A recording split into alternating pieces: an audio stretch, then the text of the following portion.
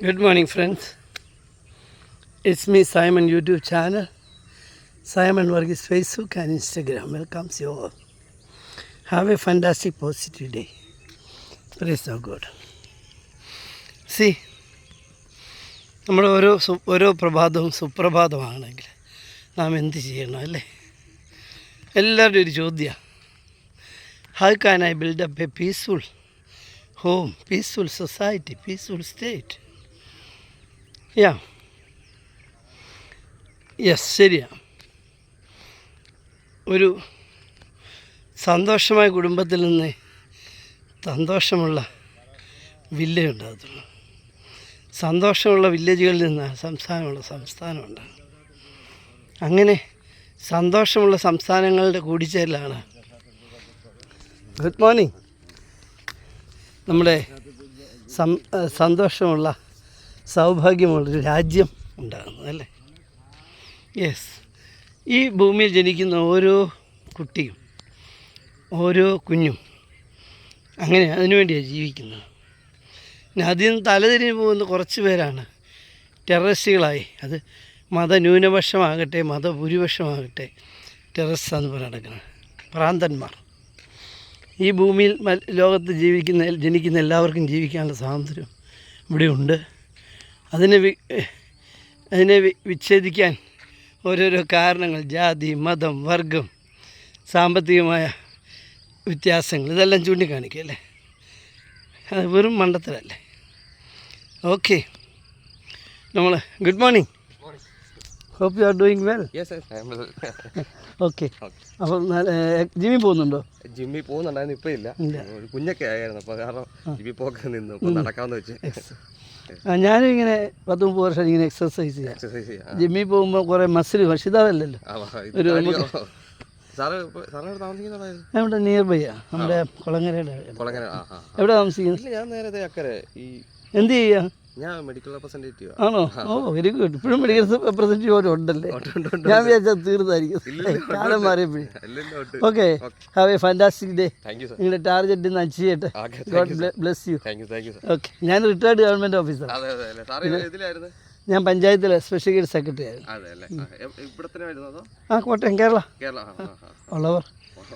ഞാനിപ്പം ഒരു ചാനൽ നടത്തണം, അതിൻ്റെ ഡിസ്കഷനിലാണ് അടുത്ത് പോയിക്കൊണ്ടിരിക്കുക ലൈവായിട്ട്.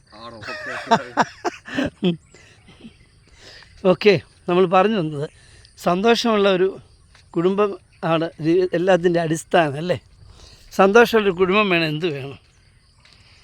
സഹിഷ്ണുത വേണം അല്ലേ? ആർക്ക് വേണം?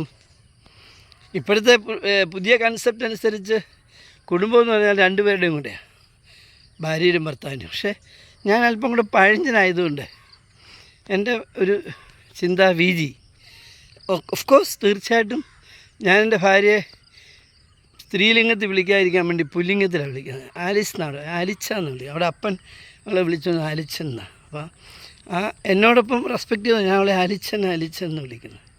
ഒരു എക്സാമ്പിൾ പറഞ്ഞാൽ കേട്ടോ. എന്നുവെച്ചാൽ അത്രയ്ക്ക് പോലും അയാളെ ഡിഗ്രേഡ് ചെയ്യാൻ പാടില്ല. കീപ്പിങ് എന്നെപ്പോലെ തന്നെ. പക്ഷേ ഈവൻ ദോ ഒരു കുടുംബത്തിൻ്റെ ഉടമയാരാ?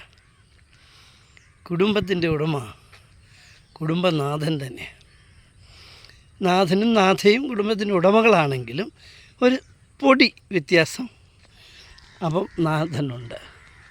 അപ്പം ഒരു വിഷയത്തിൽ കുടുംബനാഥനാണോ കുടുംബനാഥയാണോ വിട്ടുവീഴ്ച ചെയ്യേണ്ടത്? കുടുംബനാഥൻ തന്നെയാണ്. അതിനൊരു ഉദാഹരണം, എനിക്ക് വേണ്ടപ്പെട്ടൊരു സ്നേഹിതനുണ്ട്. അവൻ വലിയ അടുപ്പക്കാരാണ്.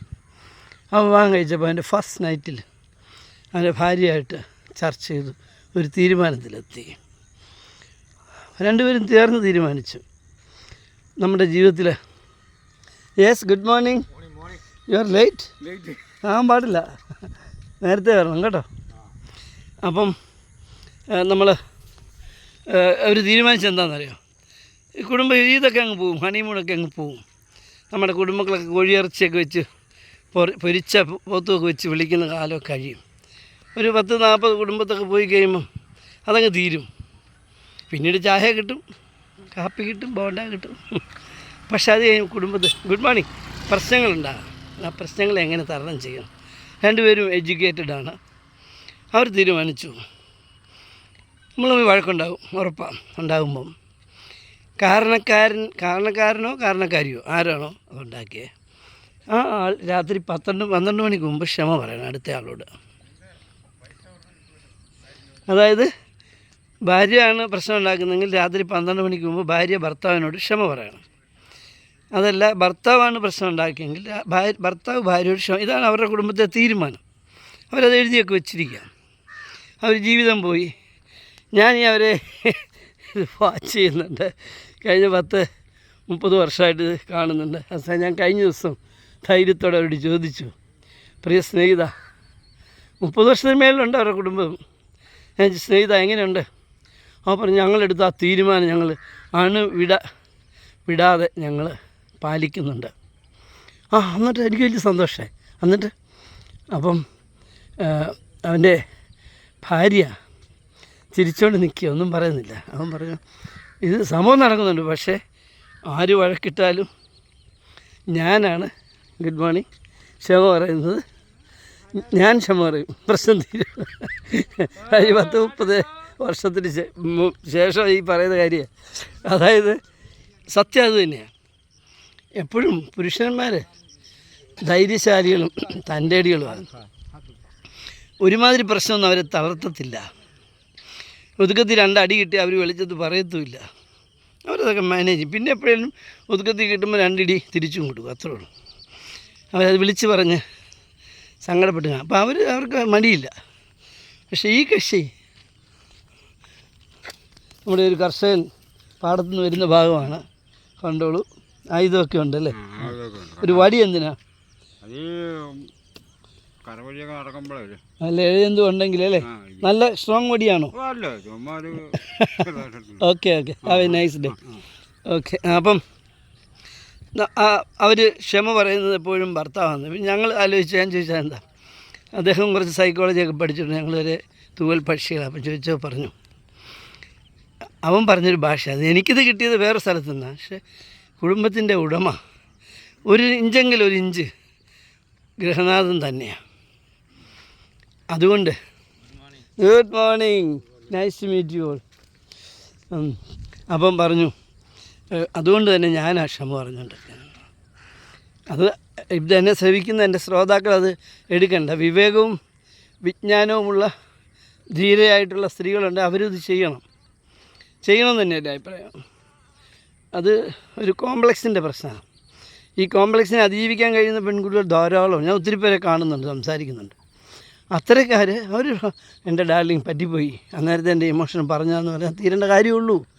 അതിനുശേഷം കെട്ടിപ്പിടിച്ചതെന്ന് ഉറങ്ങുകയും ചെയ്യും. നിങ്ങൾക്കറിയാം, ഓരോ വഴക്കിൻ്റെ അവസാനം ഏറ്റവും സന്തോഷമാണ്. ഇന്നലകളിൽ നമ്മുടെ വിവാഹത്തിന് ഹണിമൂൺ പോലും കിട്ടാത്ത സന്തോഷമാണ്. നിങ്ങളൊരു വഴക്കുണ്ടാക്കി, ആ പ്രശ്നമെല്ലാം പറഞ്ഞത് നമുക്കൊരു സെക്കൻഡ് ഷോയ്ക്ക് പോയല്ലോ. പോയി വീട്ടിൽ കഞ്ഞി വെച്ചിട്ടില്ല, എൻ്റെ പോയി ഇന്ത്യൻ കോഫീസിൽ പോയി മസാല ദോശ തിന്ന് ഒരു സിനിമയൊക്കെ കണ്ട് വീട്ടിൽ വരുമ്പോൾ നിങ്ങൾ ഓർത്തോളൂ, കുരിശ് വരച്ച് കിടക്കുമ്പോൾ നിങ്ങൾ അന്നോളം ആസ്വദിക്കാത്തതിൽ ഏറ്റവും നല്ല ഒരു രാത്രിയായിരിക്കും അന്നുണ്ടാകുമ്പോൾ. അന്ത സന്തോഷം നമുക്ക് കിട്ടാൻ പോകുന്നത്. അതായത് ഓരോ വഴക്കും നമുക്ക് ഓരോ ഇഞ്ച് പ്രോഗ്രസ്സാണ് നൽകുന്നത്. നമ്മൾ പഠനം കാണിക്കും. ഒരു വഴക്കും ഇല്ലാതെ ഒരു അടിമയെ പോലെ ജീവിക്കുന്ന ഒരു സ്ത്രീ അല്ലെ പുരുഷൻ, അവിടെ ഒരു ഉയർച്ച ഉണ്ടാകത്തില്ല.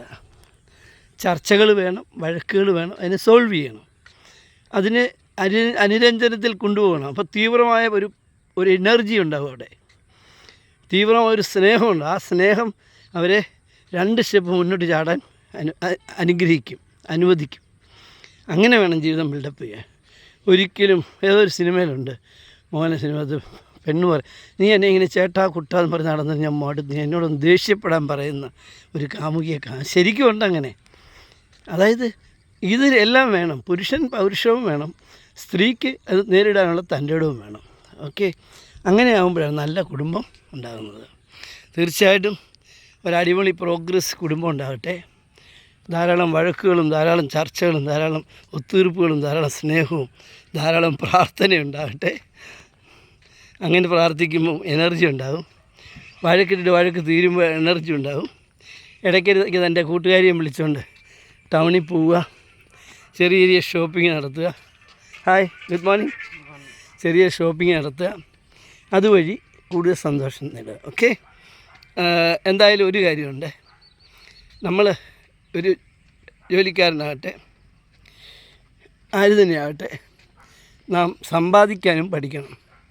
അപ്പോൾ അടുത്ത എൻ്റെ വീഡിയോ ഫൈനാൻസ് മാനേജ്മെൻറ്റിനെ പറ്റിയായിരിക്കും, സമ്പാദിക്കുന്നത് എങ്ങനെ എന്നുള്ളതിനെ പറ്റിയായിരിക്കും.